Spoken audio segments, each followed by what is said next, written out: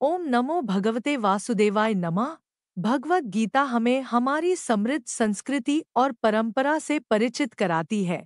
श्रीमद् भगवद गीता के श्लोकों का जिक्र करने से हमें रोजमर्रा की जिंदगी की विभिन्न समस्याओं का समाधान खोजने में मदद मिलती है। भगवद गीता को पढ़ना हमें जीवन के बारे में सच्चाई से परिचित कराता है और अंधविश्वास और झूठी मान्यताओं से मुक्ति पाने में हमारी मदद करता है। गीता से प्राप्त ज्ञान हमारे संदेहों को दूर करता है और हमारे आत्मविश्वास का निर्माण करता है। गीता की शिक्षाएं हमें बताती हैं कि हम कार्य करने से पहले अच्छी तरह सोच लें। आज हम भगवद गीता के प्रथम अध्याय के 10वें श्लोक का वर्णन कर रहे हैं। अपर्याप्तम तदस्माकं बलम भीष्माभिरक्षितम पर्याप्तं त्विदमेतेषां बलम भीमाभिरक्षितम। हमारी वह सेना पांडवों पर विजय करने में अपर्याप्त है, असमर्थ है, क्योंकि उसके संरक्षक उभय पक्षपाती भीष्म हैं। परंतु इन पांडवों की यह सेना हम पर विजय करने में पर्याप्त है, समर्थ है, क्योंकि इसके संरक्षक निजसेना पक्षपाती भीमसेन हैं। अपर्याप्तम तदस्माकं बलम भीष्माभिरक्षितम। अधर्म अन्याय के कारण दुर्योधन के मन में भय होने से वह अपनी सेना के विषय में सोचता है कि हमारी सेना बड़ी होने पर भी अर्थात पांडवों की अपेक्षा 4 अक्षौहिणी अधिक होने पर भी पांडवों पर विजय प्राप्त करने में है तो असमर्थ ही, कारण कि हमारी सेना में मतभेद है, उसमें इतनी एकता, निर्भयता, निःसंकोचता नहीं है जितनी कि पांडवों की सेना में है। हमारी सेना के मुख्य संरक्षक पितामह भीष्म उभय पक्षपाती हैं, अर्थात उनके भीतर कौरव और पांडव दोनों सेनाओं का पक्ष है। वे कृष्ण के बड़े भक्त हैं। उनके हृदय में युधिष्ठिर का बड़ा आदर है, अर्जुन पर भी उनका बड़ा स्नेह है। इसलिए वे हमारे पक्ष में रहते हुए भी भीतर से पांडवों का भला चाहते हैं। वे ही भीष्म हमारी सेना के मुख्य सेनापति हैं। ऐसी दशा में हमारी सेना पांडवों के मुकाबले में कैसे समर्थ हो सकती है? नहीं हो सकती। पर्याप्तं त्विदमेतेषां बलम भीमाभिरक्षितम। परंतु यह जो पांडवों की सेना है, यह हमारे पर विजय करने में समर्थ है, कारण कि इनकी सेना में मतभेद नहीं है, प्रत्युत सभी एकमत होकर संगठित हैं। इनकी सेना का संरक्षक बलवान भीमसेन है, जो कि बचपन से ही मेरे को हराता आया है।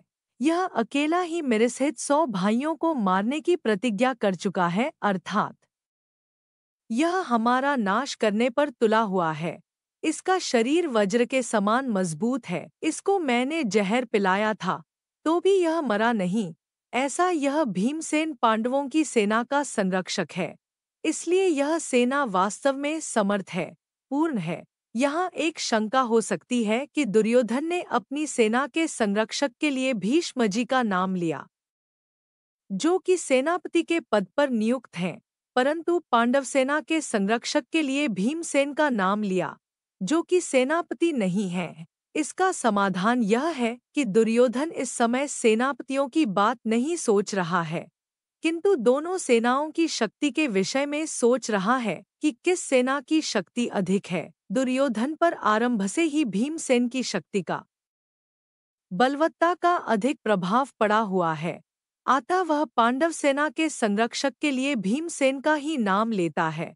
अर्जुन कौरव सेना को देखकर किसी के पास न जाकर हाथ में धनुष उठाते हैं, पर दुर्योधन पांडव सेना को देखकर द्रोणाचार्य के पास जाता है और उनसे पांडवों की व्यूहरचनायुक्त सेना को देखने के लिए कहता है। इससे सिद्ध होता है कि दुर्योधन के हृदय में भय बैठा हुआ है। भीतर में भय होने पर भी वह चालाकी से द्रोणाचार्य को प्रसन्न करना चाहता है, उनको पांडवों के विरुद्ध उकसाना चाहता है, कारण कि दुर्योधन के हृदय में अधर्म है, अन्याय है, पाप है। अन्यायी, पापी व्यक्ति कभी निर्भय और सुख शांति से नहीं रह सकता। यह नियम है, परंतु अर्जुन के भीतर धर्म है, न्याय है।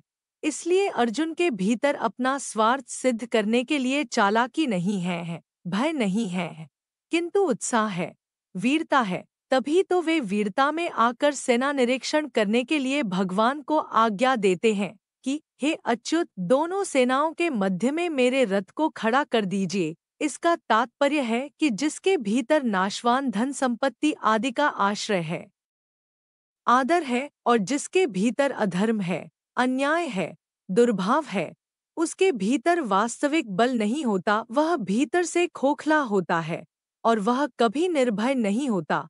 परंतु जिसके भीतर अपने धर्म का पालन है और भगवान का आश्रय है, वह कभी भयभीत नहीं होता, उसका बल सच्चा होता है, वह सदा निश्चिंत और निर्भय रहता है।